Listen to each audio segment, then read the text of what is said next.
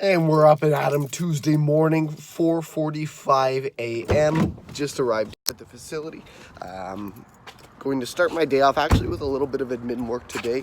There's not enough time to squeeze the workout in before the first AM session at 6 o'clock. We'll get the 6 and 7 o'clock sessions completed. And then from there, we're going to move into my training block at 8 a.m.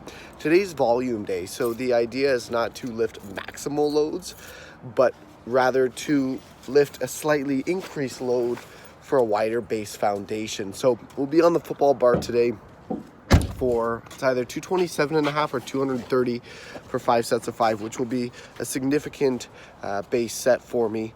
And then we'll go into some secondary work. Everything will increase slightly in weight, decrease slightly in loading, and then it'll be back to sessions and then lunch. So we started out today's volume bench press work with the football bar at 230 pounds by 5 sets by 5 reps. Cleared everything quite smoothly. I was very impressed with the efficiency with which the weight moved, especially because it felt easier than last week's volume at 227.5 pounds. Then I went from there into weighted chin-ups, 8 by 3 with plus 60 pounds. I tend to excel at weighted chin-ups, but I struggle with high rep low weights. Then we went into a wide grip row variation. Cleared 172.5 pounds by 3 sets by 10 reps. And then from there went into some secondary tricep work. So you'll notice I spend a lot of time doing mid and upper back and tricep development work. I don't spend a lot of time on the chest and shoulders simply because the lats and triceps are really what's going to contribute to your ability to press some massive loads. Just the volume from the 230 pounds by 5 over 5 drove more than adequate stress on the front delts as well as on the chest for progressive development relative to muscle mass. Then I finished off with some burnout sets of rope press downs. I allowed for a little bit of cheat form here just to really drive a solid pump in the back of the arms, because a bigger muscle can of course become a stronger muscle, and a stronger muscle can consequently become a larger muscle.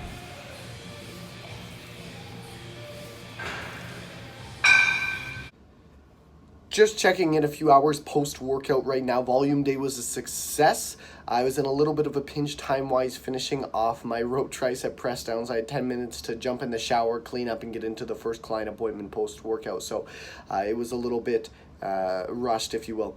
But regardless, 2.5 pounds up on the football bar across 5 sets of 5, which is great because over 25 reps, 2.5 pounds of extra volume equates to what, 62.5 pounds? I don't know if I mathed properly in my head there. But regardless, you do that over 4 weeks and you're talking an extra 250 pounds of volume on volume day, and that's a manageable stress over time that you can adapt to and thus express greater degrees of strength, which is exactly what we test on the intensity days.